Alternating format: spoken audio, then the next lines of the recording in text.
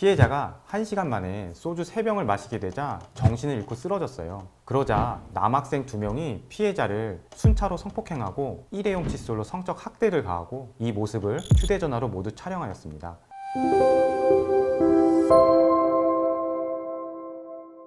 안녕하세요. 학교폭력의 모든 것 학교로TV 장권수 변호사입니다. 학교로TV에서는 학교폭력 사건이 발생할 경우 학교폭력 신고를 하는 것이 추가 피해를 예방하고 가해 학생을 응징하는 가장 효과적인 방법이라고 여러 번 말씀드렸습니다. 오늘은 학생의 성범죄에 대해서 실제 사건을 통해 가해 학생들이 어떤 형사처벌을 받았는지, 그리고 가해 학생하고 그 가해 학생의 부모가 얼마의 손해배상 책임을 지게 되었는지 알려드리려고 합니다. 때는 2018년 9월 13일 새벽 2시였습니다. 한 모텔로 남자 2명이 들어갔고 퇴실 시간이 몇 시간이 지났는데도 남자들이 내려오지 않자 참다 못한 모텔 주인이 마스터키를 들고 방문을 열었습니다. 그런데 그 방 안에는 남자 2명은 보이지 않고 한 여고생이 상의와 하의를 반쯤 벗은 채로 누워 있었는데요. 그것도 온몸이 싸늘하게 굳은 사체로 말이죠. 경찰이 조사한 결과 여학생의 신체에서는 두 남자의 정액 반응이 나왔는데요. 사건 당일 CCTV 영상을 확인하여 남자 2명을 체포하였습니다. 그런데 체포하고 보니까 얘네가 성인이 아니라 둘 다 고등학생인 거예요. 그것도 평소 피해자를 잘 알고 있었던 18세 김모군하고 17세 박모군이었습니다. 이 두 사람은 피해자가 술을 마시면은 자주 취하고 필름이 끊긴다는 사실을 잘 알고 있었어요. 그래서 이를 이용해서 피해자를 강간하기로 계획하였습니다. 김군과 박군은 사건 당일 새벽 1시경 피해자에게 페이스북으로 영상통화를 수차례 연락하였고 같이 술 마시게 나와 이렇게 불러낸 다음에 인근 편의점에서 소주 6병을 구입해서 피해자와 함께 모텔로 들어갔습니다. 김군하고 박군은 술 마시는 게임을 하자고 제안한 다음에 둘이서 짜고 피해자만 벌주를 계속 마시도록 만들었습니다. 이 두 사람의 계획대로 피해자는 단 1시간 만에 소주 3병 이상을 마시게 되었고요. 결국 필름이 끊겨서 방바닥에 드러눕게 되자 김군하고 박군은 순차로 피해자를 성폭행하고 일회용 칫솔로 성적 학대를 가하는 것은 물론이고 휴대폰으로 이를 모두 촬영하였습니다. 그리고 깨어나지 못하고 있는 피해자를 그대로 방치하고 모텔에서 빠져나왔는데요. 나중에 발견된 피해자는 급성 알코올 중독으로 사망한 상태로 발견되었습니다. 그런데 더욱 충격적인 건 왜 이 사건이 발생했냐입니다. 피해자는 사건 당일 새벽에 김군하고 박군의 전화를 받았을 때 왜 거절하지 못하였을까요? 사실은 피해자는 한 달 전에도 김군하고 박군의 친구들로부터 집단으로 성폭행을 당한 사건이 있었습니다. 그 사건에서도 피해자는 술에 만취해서 필름이 끊긴 상태였는데요. 김군하고 박군의 친구들은 당시 집단 성폭행하는 상황을 스마트폰으로 촬영을 하고 있었고 피해자한테 이 영상을 들이밀면서 술 먹으러 나와라 이렇게 말을 하니 피해자가 거절할 수 없었던 것이지요.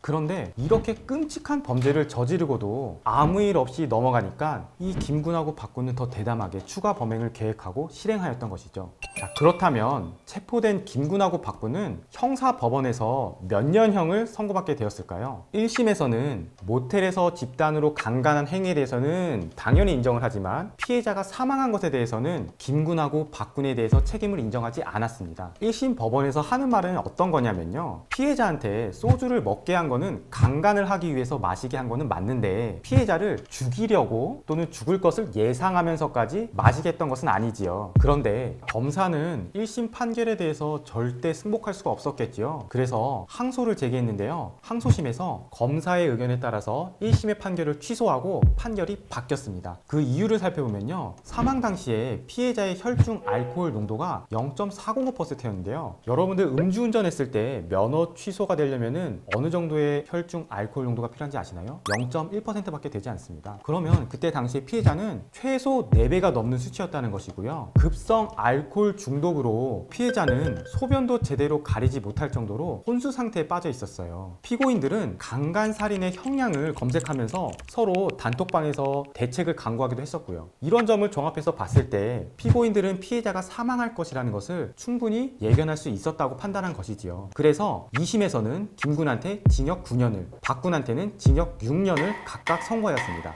피해 학생이 사망까지 하게 됐는데 이거 형사처벌만 받는다고 끝날 문제는 아니죠. 그렇다면은 피해 학생의 부모가 손해배상을 청구해서 조금이나마 위자를 받아야 되는데요. 법원에서 과연 얼마를 인정했을까요? 모텔에서 집단으로 강간하였던 김군하고 박군, 그리고 그 부모님은 피해자 부모한테 약 6억 원 상당의 손해배상 책임이 있다고 판시하였고, 좀 전에 한 달 전에 다른 집단 강간 사건도 있었다고 했잖아요. 그 사건에 가해 학생들하고 부모한테는 총 1억 원 상당의 손해배상 책임이 있다고 판시하였습니다. 이에 대해서 일부 피고는 돈이 너무 많이 나왔다라고 하면서 항소하였지만 항소심에서는 모두 기각하였고 그대로 확정된 사건입니다.